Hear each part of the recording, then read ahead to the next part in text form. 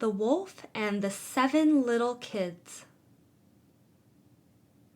There was once upon a time an old goat who had 7 little kids and loved them with all the love of a mother for her children.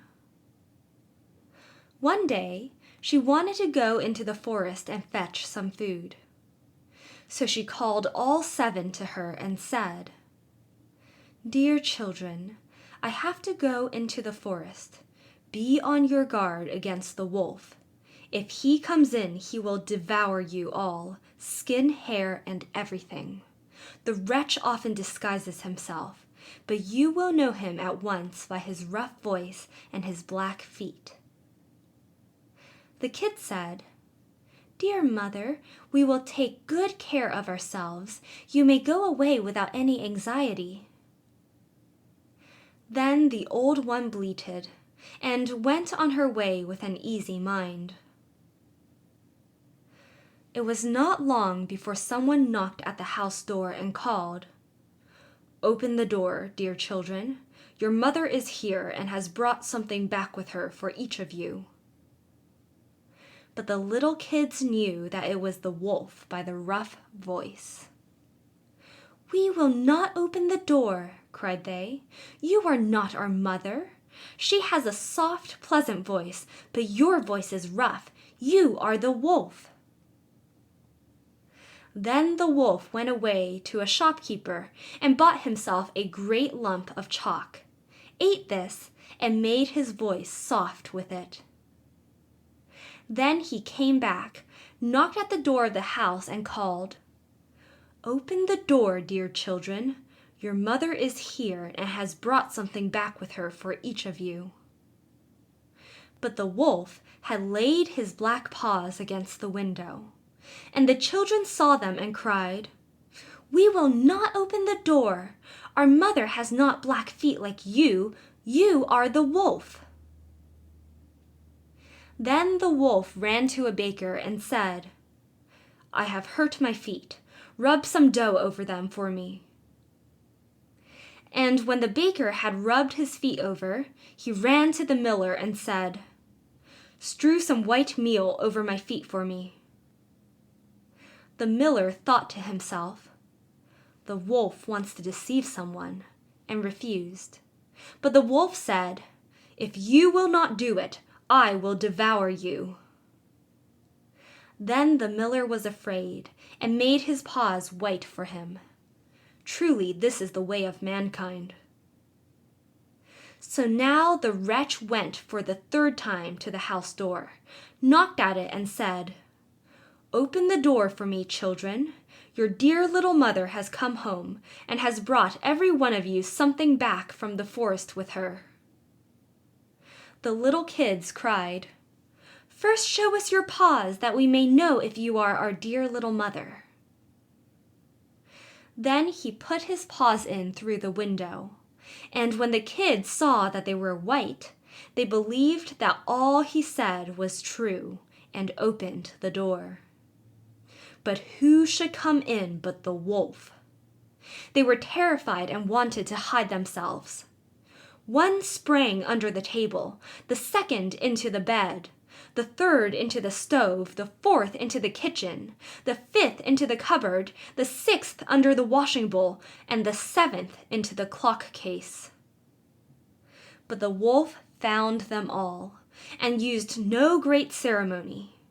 One after the other he swallowed them down his throat. The youngest, who was in the clock case, was the only one he did not find.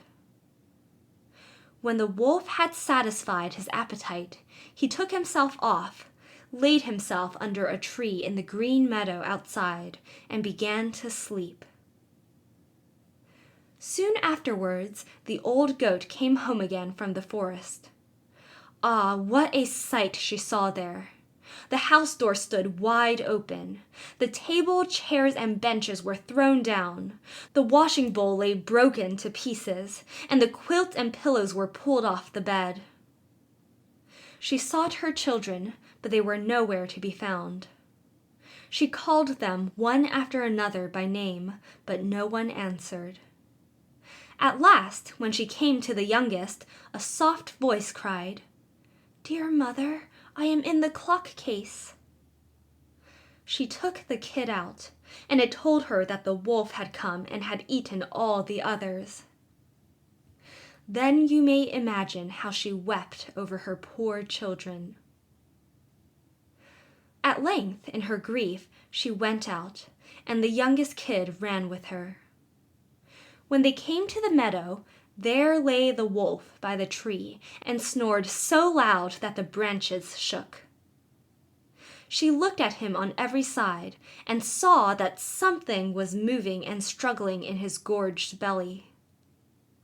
"Ah, heavens," she said, "is it possible that my poor children whom he has swallowed down for his supper can still be alive?" Then the kid had to run home and fetch scissors and a needle and thread, and the goat cut open the monster's stomach, and hardly had she made one cut than one little kid thrust its head out, and when she had cut farther, all 6 sprang out one after another, and were all still alive and had suffered no injury whatever. For in his greediness the monster has swallowed them down whole. What rejoicing there was! They embraced their dear mother and jumped like a tailor at his wedding. The mother, however, said, "Now go and look for some big stones, and we will fill the wicked beast's stomach with them while he is still asleep." Then the 7 kids dragged the stones thither with all speed, and put as many of them into the stomach as they could get in. And the mother sewed him up again in the greatest haste, so that he was not aware of anything and never once stirred.